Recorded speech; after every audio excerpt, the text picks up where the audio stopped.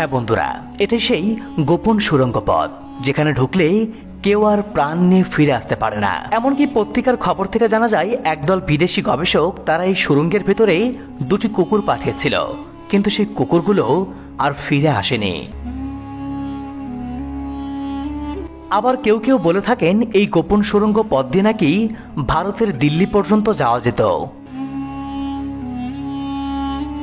এখানে এরকম কয়েকটি সুড়ঙ্গ মুখ রয়েছে, তাই তো জনগণের নিরাপত্তার কারণে লালবাগ কেল্লা কর্তৃপক্ষ সুড়ঙ্গের মুখটি তালাবদ্ধ করে রেখেছে। তবে চলুন আজকে আমরা এই গোপন সুড়ঙ্গের রহস্য জানার চেষ্টা করি এবং দেখার চেষ্টা করি এর ভিতরে কি অলৌকিক শক্তি লুকিয়ে আছে।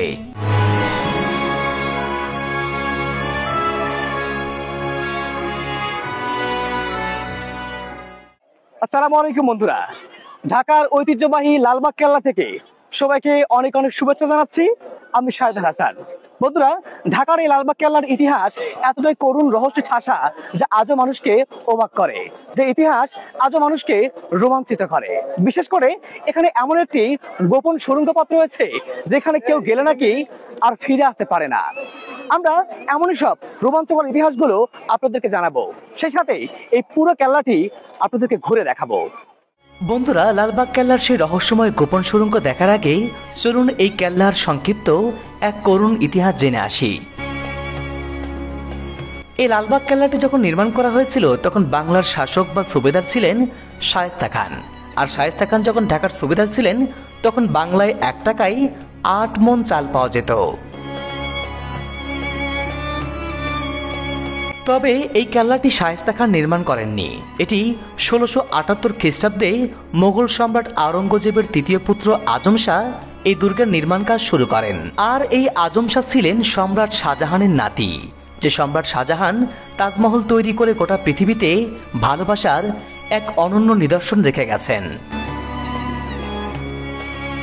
সেই সম্রাট শাহজাহানের নাতি আজম শাহ তিনি প্রথম 1678 সালে এখানে এই দুর্গের নির্মাণ কাজ শুরু করেছিলেন। নিজের পিতার প্রতি সম্মান জানাতে আজম শাহ এই কেল্লার নাম দিয়েছিলেন আওরঙ্গাবাদ কেল্লা, পরবর্তীতে যা লালবাগ কেল্লা নামে পরিচিতি লাভ করে।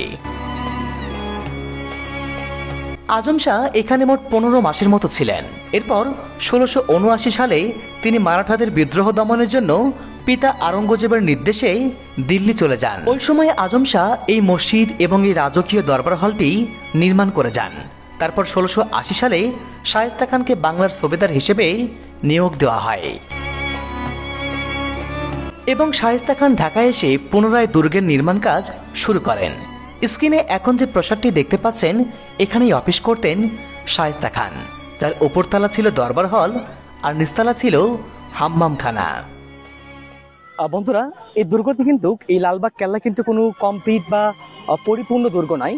আপনাদের জানিয়ে রাখতে চাই 1678 সালে সম্রাট আওরঙ্গজেবের 3য় পুত্র আজম শাহ তিনি যখন ঢাকার সুবেদার হয়ে এই ঢাকায় আসেন তখন তিনি এই দুর্গটির নির্মাণ কাজ শুরু করেছিলেন, কিন্তু পরবর্তীতে ভারতে মারাঠা বিদ্রোহ শুরু হলে তিনি তার বাবা আওরঙ্গজেবের ডাকে ভারতে চলে যান। এরপরে আবারও পুনরায় নবাব শায়েস্তা খানকে 1680 সালে ঢাকার সুবেদার হিসেবে নিয়োগ করা হয়। তখন নবাব শায়েস্তা খান 1680 সালে এই দুর্গটির নির্মাণ কাজ শুরু করেন। এরপরে হঠাৎ করেই শায়েস্তা খানের আদরের মেয়ে পরিবিবি খুবই অল্প বয়সে দুর্ভাগ্যবশত ইন্তেকাল করেন। তারপরে কিন্তু শায়েস্তা খান এই দুর্গটিকে অপায়া অক্ষা দিয়ে এখান থেকে একবারে চলে যায়, যার ফলে কিন্তু এই দুর্গটির কাজটি এখানেই সমাপ্ত হয়ে যায়, কাজটি আর সম্পন্ন হয়নি। বন্ধুরা, স্ক্রিনে এখন যে ইমারতটি দেখতে পাচ্ছেন এখানেই প্রিয় কন্যা পরিবিবিকে সমাহিত করে কবরের উপরেই বিশাল প্রাসাদটি নির্মাণ করেন শায়েস্তা খান। মেয়ের মৃত্যুর পর শায়েস্তা খান ঢাকা থেকে চলে যান মুর্শিদাবাদে। ঢাকা থেকে রাজধানী স্থানান্তর করে ভারতের মুর্শিদাবাদে নিয়ে যাওয়া হয়। অসমাপ্ত এই দুর্গটি তখন থেকেই বছরের পর বছর ধরে পড়ে থাকে, আর সেই থেকেই এই স্থাপনাকে ঘিরে তৈরি হয় মানুষের মনে নানা কৌতূহল। লালবাগ কেল্লার পূর্ব দিকের এই যে বিশাল ফটকটি দেখতে পাচ্ছেন এটি প্রায় 3 তলা ভবনের সমান উঁচু। এই ফটকের পাশেই রয়েছে একটি ভগ্নপ্রায় প্রাসাদ, আর এই প্রাসাদের পেছনেই রয়েছে সেই রহস্যময় সুড়ঙ্গ। এই সুড়ঙ্গ নিয়ে বেশ কিছু পৌরাণিক কাহিনী প্রচলিত আছে। বলা হয়ে থাকে এই গোপন সুড়ঙ্গে ইতিপূর্বে যারাই প্রবেশ করেছে তারা কেউ আর ফিরে আসেনি। অনেকেই মনে করে থাকেন এটি অলৌকিক অভিশপ্ত এক ভয়ানক গুপ্তপথ। পত্রিকার পাতা থেকে জানা যায় লালবাগ কেল্লার এই গোপন সুড়ঙ্গের রহস্য উদ্ঘাটনের জন্য একদল বিদেশি গবেষক সুড়ঙ্গের মধ্যে দুটি কুকুর পাঠিয়েছিল, কিন্তু কুকুর দুটি আর ফিরে আসেনি। পরবর্তীকালে শিকল বেঁধে আরো দুটি কুকুর পাঠানো হলে তখন শুধু শিকলগুলো ফিরে এলেও কুকুর দুটি আর ফিরে আসেনি। তারপর থেকে আজ পর্যন্ত এই সুড়ঙ্গ নিয়ে আর কোনো গবেষণা হয়নি। এটা সেই রহস্যময় গোপন সুড়ঙ্গ পথ। এই সুড়ঙ্গ পথ দেখতে পাচ্ছেন, এখানে কিন্তু তালাবদ্ধ করে রাখা হয়েছে যাতে করে কেউ ভিতরে প্রবেশ করতে না পারে।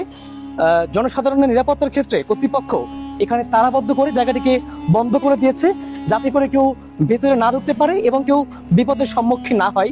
এই কারণে কিন্তু কর্তৃপক্ষ এখানে তালা দিয়ে বন্ধ করে রেখেছেন। এবং আমরা যতটুকু জেনেছি এই সুড়ঙ্গের পথটিও নাকি সুড়ঙ্গে ঢোকার যে পথটি ছিল সেটা অনেক মাটি দিয়ে ভরাট করে রাখা হয়েছে যাতে করে কেউ ভেতরে প্রবেশ করলে কেউ কোনো বিপদের সম্মুখীন না হয়। ধারণা করা হয় যুগের পর যুগ ধরে সুড়ঙ্গটি বন্ধ থাকায় এর ভেতরে বিষাক্ত গ্যাস জমে গেছে। হয়তো এ কারণেই যারা এর ভেতরে যায় তাদের হাড় মাংস গলে যায়। আবার অনেকের ধারণা এই সুড়ঙ্গ পথ দিয়ে নাকি দিল্লি যাবার গোপন রাস্তা ছিল।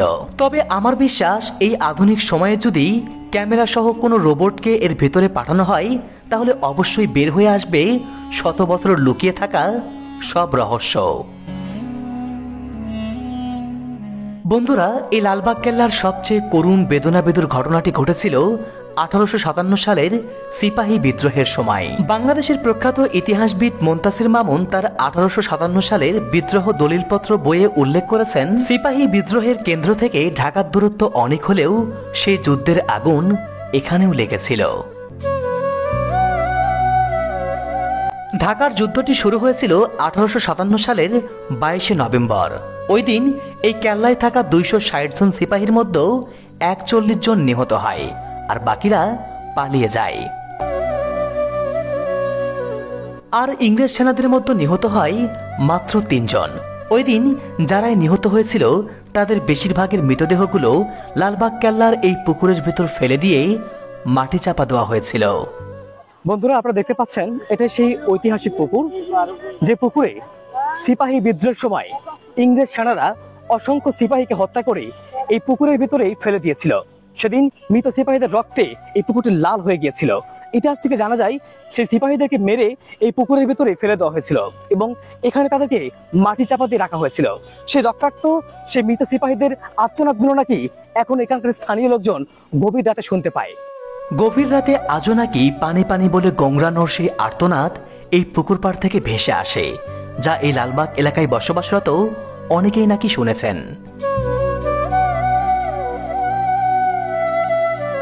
এটি কোনো সাধারণ পুকুর নয়। এই পুকুরে ফেলা হয়েছিল তাদের মৃতদেহ যারা এই বাংলার স্বাধীনতার সূর্য ইংরেজদের হাত থেকে ছিনিয়ে আনতে চেয়েছিল, যাদের রক্ত আর আহাজারের সাক্ষী এই পুকুর সহ এখানকার প্রতিটি ইমারত। বন্ধুরা, লালবাগ কেল্লা শুধু শায়েস্তা খান কিংবা আজম শাহের স্মৃতি বিজড়িত কোনো ইতিহাস নয়, বরং ভারতবর্ষ থেকে মোগল সাম্রাজ্যের পতন আর ইংরেজদের গোড়াপত্তনের এটি এক নীরব সাক্ষী। শুধু তাই নয়, গোটা বাংলা তথা ভারতবর্ষের স্বাধীনতা আন্দোলনে জীবন দেওয়া বীর শহীদদের আত্মত্যাগের মিনার এই লালবাগ কেল্লা।